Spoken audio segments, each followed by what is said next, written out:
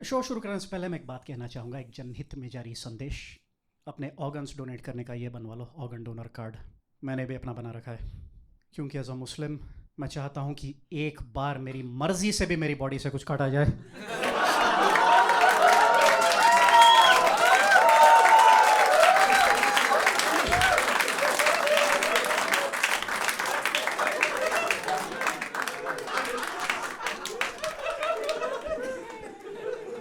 Of course it was a joke यार। कि आप लोगों को क्या लगा मैं सच में आके इधर पब्लिक सर्विस अनाउंसमेंट करूंगा? नहीं, आप लोगों के साथ धोखा हो जाएगा। नहीं मतलब आप लोग आए हो इधर कॉमेडी के लिए, एंटरटेनमेंट के लिए, और वो छोड़ के मैं सोशल इश्यूज पे लेक्चर देना शुरू कर दूंगा तो गुस्सा नहीं होंगे आप लोग कि अबे लोड ज्ञान छोतना बनकर एंटरटेन कर।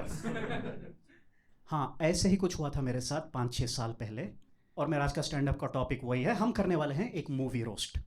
लेकिन उससे पहले दोस्तों मैं आपको थोड़ा मेरा अपना इंट्रो देता हूँ। I am from Bangalore.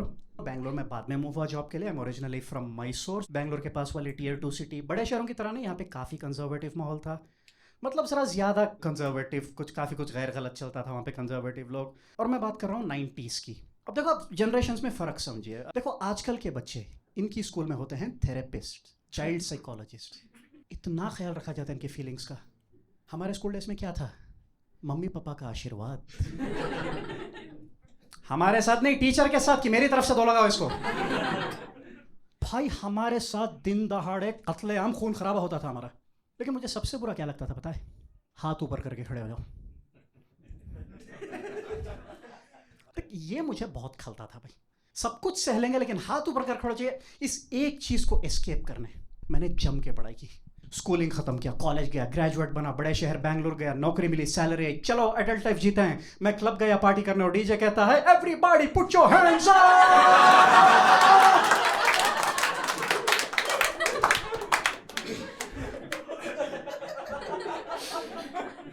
तो बैंगलोर आके मैंने जॉब छोड़ के स्टैंड अप कॉमेडी शुरू की। Not because I was good at stand up, because I was really bad at my job. मतलब मेरा करियर अच्छा चल ही रहा था, फिर मेरी ज़िंदगी पे, मेरे खुशियों पे, मेरे सपनों पे हगने आ गया कोविड-19।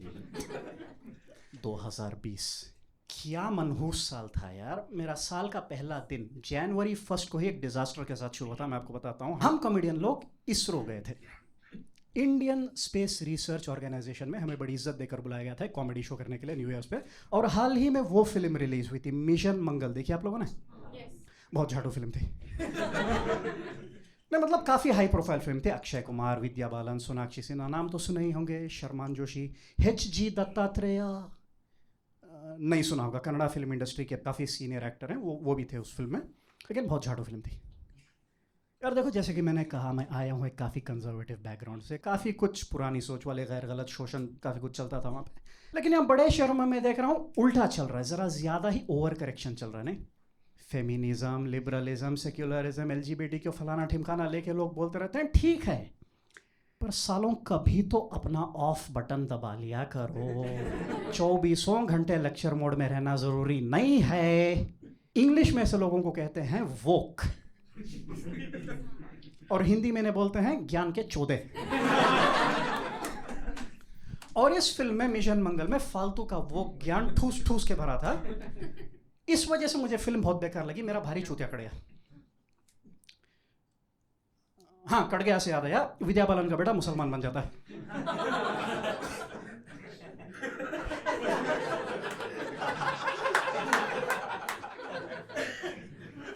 यही हो रहा है फिल्म में, रैंडम कुछ भी चल रहा है। विद्या बालन का बेटा बेवजह फॉर नो राइम और रीजन मुसलमान बन जाता है। देखो भाई, मुझे इससे प्रॉब्लम है। मेरा भाई बन, तुझे जो बनना है, मुसलमान बन, क्रिश्चियन बन, यहूदी बन, लेकिन क्या कोई मुझे समझाएगा कि इसका मार्स मिशन से क्या लेना देना है? और ये लौंडा बार बार अपने कंजर्वेटिव हिंदू बाप को चिढ़ाते रहता है, इस्लाम के बारे में बता बता के, उर्दू में बात करके। उर्दू में पता है मार्स को क्या बुलाते हैं? तेहरान। भाई और बहनों, I have been Muslimming all my life.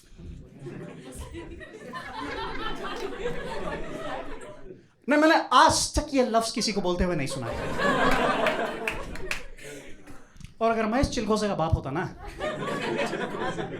तो वहीं फट से जवाब देता कि आला तनस्सुल किसको बोलते हैं पता है? तेरे जैसे लंडूरे को। पढ़ाई कर जाके बकचोद, वरना गांड फैलात बनूंगा, जाके पैराम पे गिरेगा। चूतिया। फिर सोनाक्षी सिन्हा की एंट्री, देखो मैं कितना सेक्स कर रही हूं, देखो मैं कितनी स्ट्रांग इंडिपेंडेंट वुमन, इतना सेक्स कर रही हूं। ये थी फिल्म की फेमिनिज्म प्रमोट करने की नाकाम कोशिश। मतलब बहन पढ़ी लिखी है, स्मार्ट है, इंटेलिजेंट है, इसरो में जॉब है, इतना अच्छा, पर डायरेक्टर ने कहा नहीं नहीं वो सब हटाओ, हमारा फोकस रहेगा चुदम पट्टी। क्योंकि यही तो है स्ट्रांग इंडिपेंडेंट वुमन की पहचान। ये वाले सीन जरूर कोई इंजीनियरिंग छोड़ के फॉलो योर ड्रीम्स टाइप लिखा होगा, 3 इडियट्स फैन बॉय। एक ऐसा इंसान जो खुद कभी स्ट्रांग इंडिपेंडेंट वुमन से मिला तो नहीं है, बस उसके सर में ये गलत आइडिया, ये फैंटेसी है कि ऐसी होती होगी शायद। देखो भाई, इस तरह के फेक फेमिनिज्म से मेरा प्रॉब्लम यह है कि लेडीज जब इक्वालिटी मांग रहे हो तो equal rights, equal pay, equal opportunity, ठीक है समझ सकते हैं, पर बिहेवियर में चूतियापे में भी हमारी बराबरी क्यों करना चाहते हो?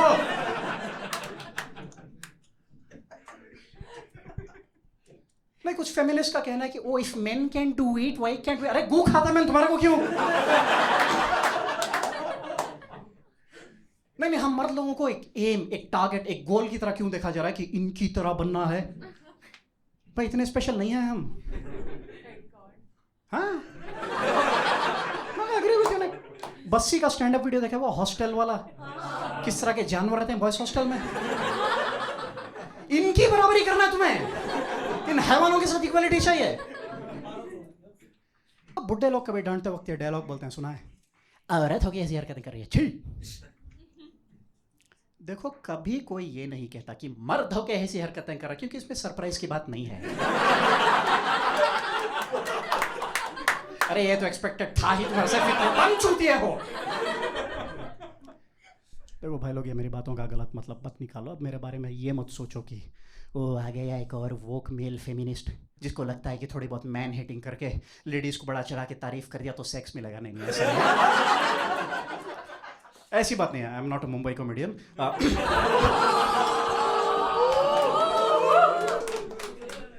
मैंने जो देखा है बॉयज हॉस्टल में, जो भी एक्सपीरियंस किया है, मेरे लिव्ड एक्सपीरियंस मैं आपको बता रहा हूँ बस।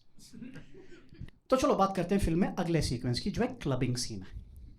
तो ये फॉरवर्ड थिंकिंग पेरेंट्स ना सिर्फ अपनी बेटी को क्लबिंग जाने देते हैं, बल्कि उसी क्लब में जाके बियर पी के अपनी बेटी के दोस्तों के साथ ये भी डांस फ्लोर पे नाचते हैं, सारी दुनिया को ये साबित करने कि देखो हम कितने कूल पेरेंट्स हैं, हम कितने ओपन माइंडेड हैं। हमें तुम लोग नाचो गाओ पार्टी करो, और मैं थिएटर में बैठ के सर खो जा रहा हूँ कि सबका मार्स मिशन से क्या लेना देना है। मैं क्लब में दो बुड्ढे बूमर्स अखियां मिलाओ या अखियां एक फॉरगॉटन 90s के गाने पे नाच रहे हैं, तो इस पे मार्स मिशन पे क्या फर्क? ना अगर कुछ फर्क पड़ेगा ना तो कल से हर सुबह उठ के इलॉन मस्क भी भोजपुरी गाने बना चेगा।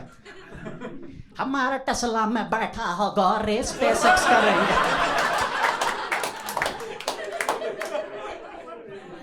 अपने आपको रॉकेट साइंटिस्ट कहलाने वाले, स्कूल में न्यूटन के लॉस पढ़ेगा, धिनचक पूजा के है। और फिर एक मुसलमान लड़की होती है जिसको कोई फ्लैट किराए पे नहीं देता, #इस्लामोफोबिया। फिर से सवाल पूछ रहा हूँ, इस सबका मार्स मिशन से क्या लेना देना है? भोसड़ी के मार्स मिशन फिल्म बना रहो, उस पे फोकस करो, वो छोड़ के सब दूरदर्शन के जनहित में जारी संदेश लेके हिला रहे हैं। और एक काम करो भाई, वो वाले डॉक्टर को भी बुला लो, बवासीर एक आम समस्या है। नहीं, इतनी सोशल मैसेजिंग फैल रहा है तो इसको भी घुसा लो ना, मुकेश के फेफड़े में घुसा लो। और फिर एक मोटी लड़की होती है जिसके जरिए यह दिखाया जाता है कि फैट शेमिंग गलत बात है, मेरी फीलिंग थिएटर है। चुप भैंस, मुंह में खाना ठूसना बंद कर, गेंडी सुअर। देखो, स्टैंड अप कॉमेडी में कुछ सीमाएं पार करना नहीं चाहिए। कुछ जोक से लोग जरा ज्यादा ऑफेंड हो सकते हैं, कॉमेडियन अरेस्ट हो सकता है, जान को खतरा हो सकता है, पर फैट जोक्स आप बेझिझक निडर होके कीजिए। क्या होगा, मोटे लोग ऑफेंड होगा तो भाग जाओ, पकड़ नहीं पाएंगे।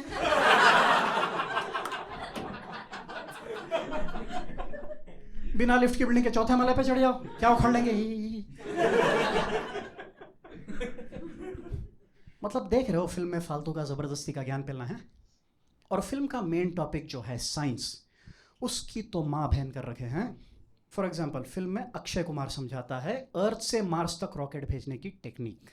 Actual line from the film वो, तेल जब पूरी के लिए गर्म है तो उसको और गर्म नहीं करते, ऑफ करके गैस बचा के पूरी यहाँ तलते रहते हैं. इस होम साइंस की टेक्निक से हम लोग मार्स जाना चाहते हैं. कोई सेंस है इस बात की? लगता है जनाब तेल नहीं अरल गर्म करके सूंघ रहे हैं. और इस नोबेल प्राइज लायक कॉन्सेप्ट को डेमोन्स्ट्रेट करना है अक्षय कुमार और विद्या बालन क्या करते हैं, इसरो के लैब में पूरियां तलते हैं. जी हाँ, जिन्होंने फिल्म देखी नहीं, लिटरली चूल्हा जला के पूरियां तलते हैं इसरो की लैब में. और अगर मेरे बोलने से आपको इस चुतियापे के मैग्नीट्यूड का अंदाजा नहीं हुआ तो और थोड़ा डिटेल से बताता हूं, सुनो. दरअसल ये लोग चूल्हा, गैस सिलेंडर, कढ़ाई, प्लेट, तेल, आटा, बेलन, नमक, ये सब सामान लेके पहले तो इसरो के हेडक्वार्टर्स में घुसते हैं. कोई नहीं रोकता.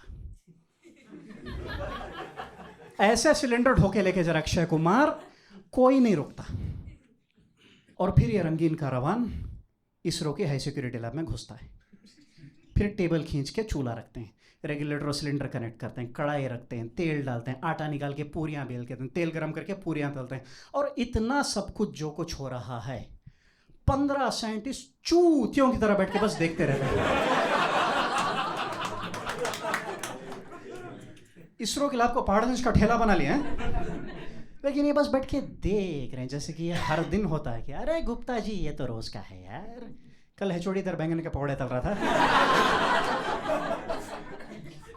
एक आदमी दालिब ताहिल उठ के चिल्लाता है, You can't let a fire inside. Have you gone nuts? There's billions of dollars worth of equipment here. एक आदमी जो सेंस की बात कर रहा है उसको उन्होंने फिल्म का विलन बना दिया है. और फिल्म के हीरो और शीरो क्या कर रहे हैं? रॉकेट के पास गैस सिलेंडर जला रहे हैं. हम और आपको फ्लाइट पे इतना सा सिगरेट लेटर लेके जाने नहीं देते, लेकिन ये रॉकेट दिख रही है फ्रेम में इतनी लंबी, रॉकेट के पास गैस सिलेंडर जला रहा. कितना बड़ा एक्सप्लोजन रिस्क है पता है? You know it is bad जब एक मुस्लिम तक बोल रहा है कि भाई ये जरा ज्यादा हो गया.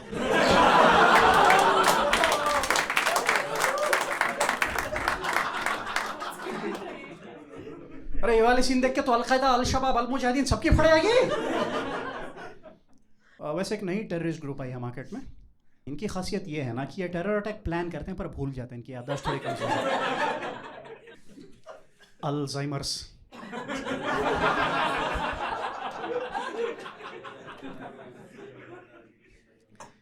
यार पिछले शो में एक आदमी ऑफेंड हो गया इस जोक से कि that is not funny. Okay, मेरे पापा को अल्जाइमर्स था. मैंने कहा भाई शांत हो जा, तेरे जेनेटिक्स में है, तू भी एक दिन ये जोक भूल जाएगा.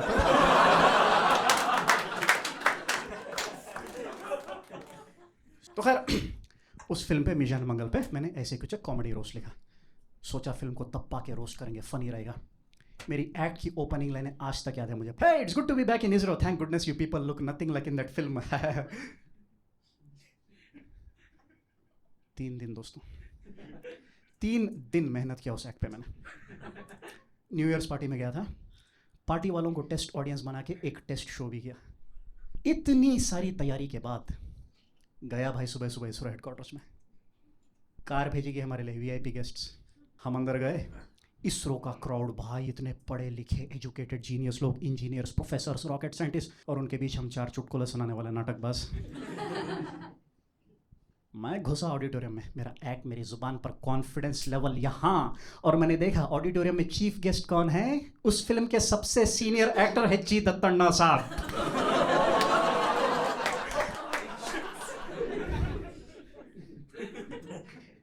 गई मेरी सारी हवा एस्केप वेलोसिटी से. जिस फिल्म को रोस्ट करके धज्जियां उड़ाने का प्लान था, 1000 लोगों के सामने उसकी तारीफें गानी पड़ी कि सर क्या फिल्म थी सर, क्या एक्टिंग की सर आपने, सर मान गए sir, what a film sir. Film को तो रोस्ट कर नहीं पाए, लेकिन मेरा ज़मीर मुझे अंदर से रोस्ट कर रहा था कि शर्म कर, शर्म कर. देख अगर इंजीनियरिंग में रहता तो आज स्टेज पे हगने के बजाय तू भी इस ऑडियंस में बैठा रहता. सुन लिया करो मम्मी पापा की बात. बड़े आई फॉलो योर ड्रीम्स के चौथे. तो मेरा साल ही ऐसी मनहूसियत के साथ शुरू हुआ, और उसके बाद बद से बदतर होता गया. लॉकडाउन आया, दुनिया बंद हो गई, स्टैंड अप कॉमेडी पर रोक लगा दी गई, क्योंकि नॉन एसेंशियल सर्विस. मतलब कोरोना ने हम कॉमेडियनों की आंखें खोलकर बता दिया कि हमारी सोसाइटी में क्या जगह है, क्या औकात है, कि इट्स ओके, तुम्हारे बिना चल जाएगी दुनिया, मतलब क्या चुटकुले ही तो सुना रहे हो। देखो मानना पड़ेगा, पॉइंट तो है इस बात में। नहीं मतलब लोग मर रहे हैं और आप जाके हे सुनो एक हाथी और एक चिड़ी थे, भाग बहुत उड़ेगी।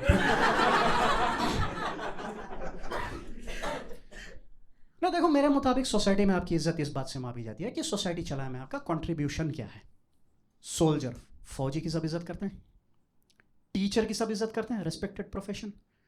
डॉक्टर्स की, अब ऐसा समझो एक प्लेन भर के डॉक्टर्स कहीं जा रहे हैं और वो प्लेन क्रैश हो गई, तो ये तो सोसाइटी के लिए काफ़ी बड़ा लॉस हुआ नहीं? डॉक्टर जरूरी होते हैं सोसाइटी के लिए। और एक प्लेन भर के स्टैंड अप कॉमेडियंस कहीं जा रहे हैं, क्रैश हो गई, पायलट जरूरी होते हैं सोसाइटी के लिए। कॉमेडियन मर गए, इट्स सैड, बट क्या होगा ज्यादा से ज्यादा है, यूट्यूब में 2 वीडियो कम, इंस्टाग्राम में 4 रील कम देखने को मिलेंगे, चल जाएगी दुनिया। देखो भाई मैं किसी डिल्यूजन में नहीं जी रहा हूं, मुझे पता है मैं सोसाइटी के लिए इतना जरूरी नहीं हूं। देखो art is a marker of a successful society. एक कामयाब सोसाइटी में ही आर्ट, फिल्म, डांस, कॉमेडी जो भी देखने को मिलता है, क्योंकि जब लोगों का खाना पीना, पैसा, food security, job security, national security, financial security, ये सब तय हो जाने के बाद जब इंसान चैन की सांस लेकर ये सवाल पूछता है कि फ्री टाइम है एंटरटेनमेंट के लिए क्या करूं, तब जाके हम कॉमेडियन लोगों की टिकटें बिकती हैं। मतलब सोसाइटी को इस कंफर्ट लेवल तक लेके आते कौन है? किसान, कारीगर, carpenter, doctors, engineers, mechanics, plumbers, electrician, ये वाइटल प्रोफेशन जिनको कहते हैं। देखो ये लोग आर्टिस्ट के बिना जी लेंगे, पर हम आर्टिस्ट इनके बिना जी नहीं सकते। हाँ बजा दो थाली, I don't know. Thank you very much, that's my time. आपके ऊपर बहुत बहुत थैंक यू।